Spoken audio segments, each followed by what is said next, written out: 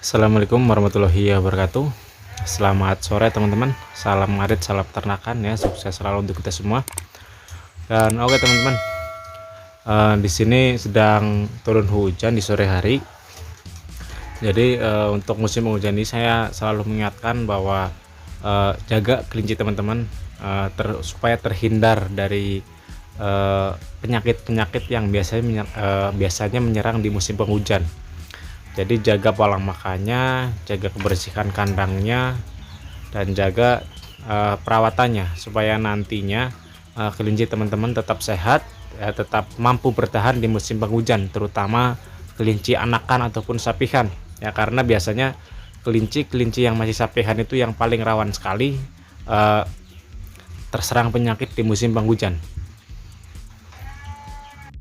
Dan oke teman-teman, di video kali ini saya akan menyampaikan kabar gembira ya, terutama para peternak kelinci yang sudah bertahan di masa pandemi ini, dan kabar gembira untuk peternak kelinci yang baru memulai dan yang eh, belum memulai ya, terutama para peternak kelinci pemula. Jadi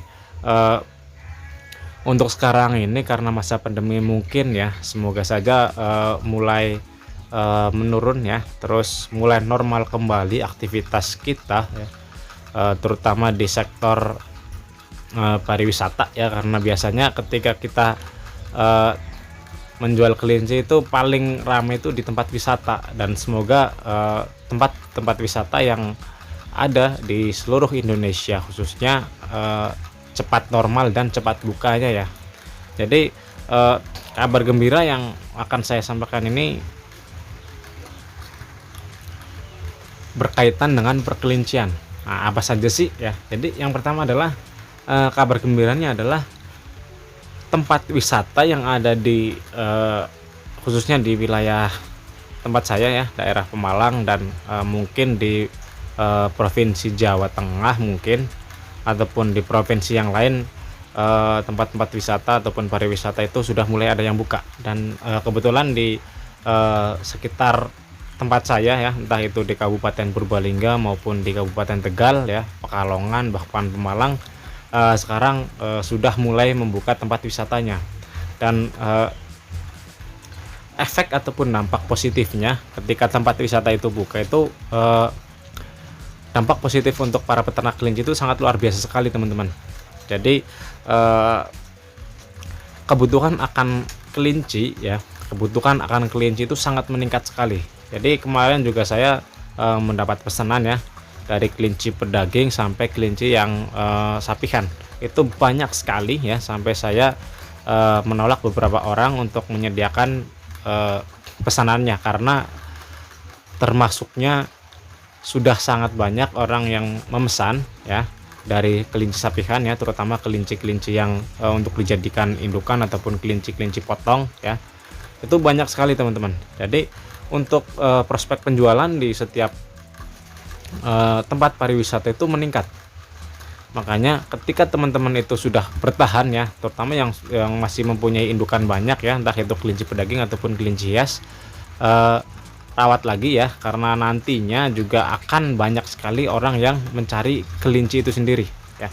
Jadi kemarin ada yang meminta per minggunya ya, untuk di wilayah tempat saya itu ya ada kelompoknya itu sendiri ya, tapi kelompoknya kelompok Yubrukun untuk peternak kelinci ya. Per minggunya diminta itu sekitar ratusan ekor kelinci teman-teman, sekitar 150 ekor kelinci itu setor per minggu ke tempat wisata, dan itu ada penjualnya di tempat wisata itu tersebut ya. Jadi kita cuma menyetorkan ya, para peternak itu cuma menyetorkan itu untuk anakan ataupun untuk sapihan. Nah, sapihan sendiri mereka mencarinya itu rata-rata untuk kelinci rek. Jadi untuk para peternak kelinci yang baru memulai ataupun para peternak pemula ya, kalau ingin memulai peternak kelinci ya, mulailah dari kelinci rek, karena ketika tempat wisata itu sudah buka, mereka itu akan sangat gencar sekali mencari anakan kelinci rek, karena anakan kelinci rek terutama untuk yang warnanya bagus ya, warnanya berwarna-warni, broken black, broken cocoa, bahkan hitam polos, coklat gitu kan. Itu sangat menarik pengunjung, terutama anak-anak. Nah, jadi kemungkinan besar mereka itu mengincarnya adalah untuk dijual anakan sapihan. Nah, jadi seperti itu teman-teman. Dan ketika teman-teman ingin memulai ya, teman-teman harus tahu dulu arahnya mau kemana. Apakah teman-teman itu ingin pasaran kelincinya itu di sapihan ataupun pasaran kelincinya itu untuk pedaging. Dan saya sarankan ketika teman-teman ingin memasarkan kelincinya itu di sapihan ya, terutama kelinci yang baru sapi terus langsung dilepas, saya sarankan itu untuk memelihara kelinci rek, minimal kelinci rek. Nah, kenapa saya bilang minimal kelinci rek? Nah, alasannya adalah harga kelinci rek itu sendiri untuk sapihan itu termasuknya cukup tinggi ketimbang harga kelinci rambon ataupun beligon yang masih di bawah kelinci rek. Dan untuk pakan sendiri itu hampir sama teman-teman ya. Pakan sendiri itu kebutuhannya hampir sama, malah kebetulan ketika teman-teman itu fokusnya untuk kelinci rek itu mempunyai keunggulan tersendiri ya. Di samping pakannya itu tidak terlalu banyak ya ketimbang kelinci beligon ataupun rambon, juga untuk pertumbuhan itu termasuknya lebih cepat ketimbang kelinci rambon ya. Kelinci rek itu lebih cepat sedikit ketimbang kelinci rambon. Maka dari itu saya sarankan ketika teman-teman ingin arah pasarnya itu ke kelinci sapihan, saya sarankan peliharalah kelinci rek. Nah, itu teman-teman. Terus ketika teman-teman arah pasarnya itu untuk kelinci pedaging, nah ini fokus yang sedang saya jalani teman-teman ya, antara kelinci sapihan dengan kelinci pedaging, karena saya mempunyai dua jenis kelinci ya, yaitu kelinci rek dengan kelinci NZ ya, yang arahnya nantinya untuk kelinci rek sendiri saya arahnya untuk ke sapihan, dan kelinci NZ sendiri arah saya itu untuk kuliner.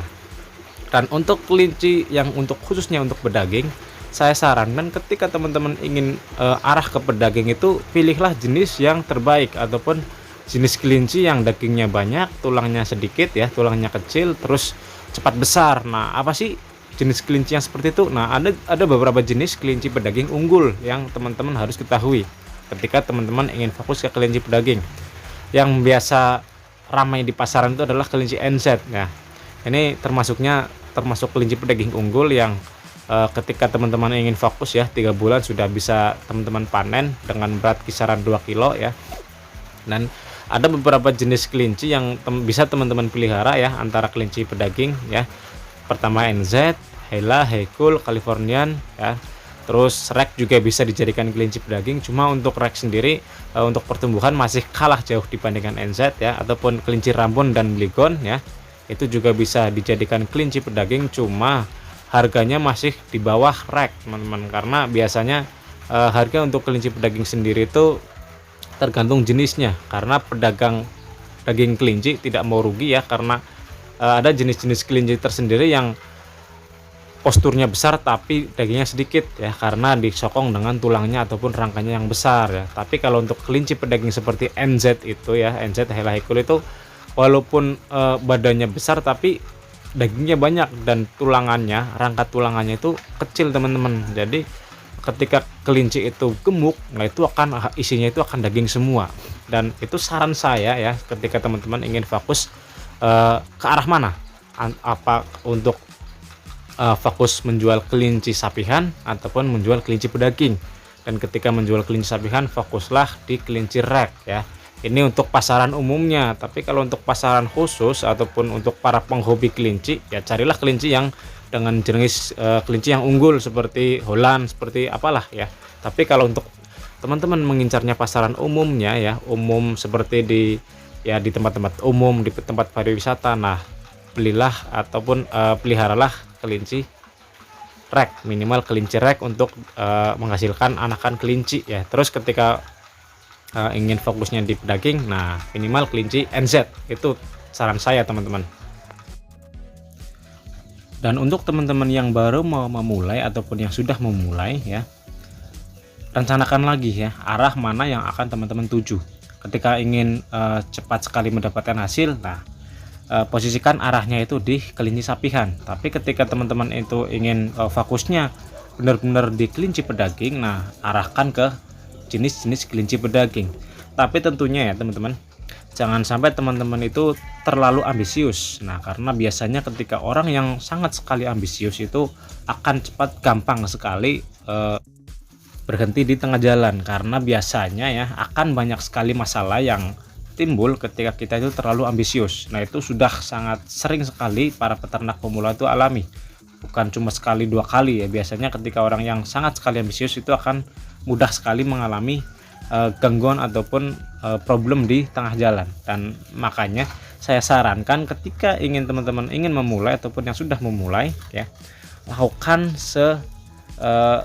perlunya dulu ya. Ketika yang belum memulai, lakukan ataupun mulai dengan kelinci yang sedikit. Dan ketika teman-teman yang sudah memulai ya, lakukan dengan kelinci yang ada. Jangan sampai teman-teman wah di sini sudah ramai perkelincian ya, menyetok kelinci terlalu banyak, dan ujung-ujungnya ketika kita kewalahan merawatnya, terus pakannya itu kurang, dan akibatnya apa? Bisa mengakibatkan kelincinya itu ada yang terserang penyakit, ada yang kembung, mencret dan sebagainya, ada yang mati. Nah, itu problem-problem yang akan ditemui ketika kita itu terlalu ambisius tanpa memperhatikan hal-hal yang penting, yaitu perawatan ya dan pola pakannya. Jadi sebisa mungkin ketika teman-teman mau memulai, karena sekarang perkelincian sudah mulai ramai lagi, mulailah dengan yang ada dulu. Ataupun ketika teman-teman itu belum membeli kelinci, belilah kelinci dengan jenis yang akan teman-teman tuju nantinya ya, di pasarannya itu mau sapihan ataupun mau pedaging. Terus mulailah dengan jumlah kelinci yang sedikit, jangan sampai langsung banyak, karena ketika kita belum terbiasa memelihara kelinci banyak, itu nanti akan kewalahan. Nah, mulailah terbiasa dengan kelinci yang sedikit dulu. Nah, nanti berproses pelan-pelan kita tambah. Nah, nantinya akan menghasilkan untuk kita sendiri, para peternaknya itu sendiri. Jadi sebisa mungkin lakukan dengan pelan-pelan ya, karena untuk menjadi peternak yang besar itu harus memulai proses ya, bukan instan ya, bukan baru peternak langsung sukses, itu bukan teman-teman, tapi berproses ya, dari yang sedikit menuju yang banyak. Dan mungkin itu saja teman-teman ya, semoga bisa menjadi inspirasi dan semangat teman-teman ya, para peternak kelinci, karena sekarang perkelincian sudah mulai membaik lagi, perkelincian sudah mulai meningkat lagi. Jadi ayo kita ramaikan perkelincian ya, dari kelinci yang sapihan sampai kelinci yang untuk dijadikan pedaging ya. Dan mungkin cukup sekian dari saya. Sekian, wassalamualaikum warahmatullahi wabarakatuh.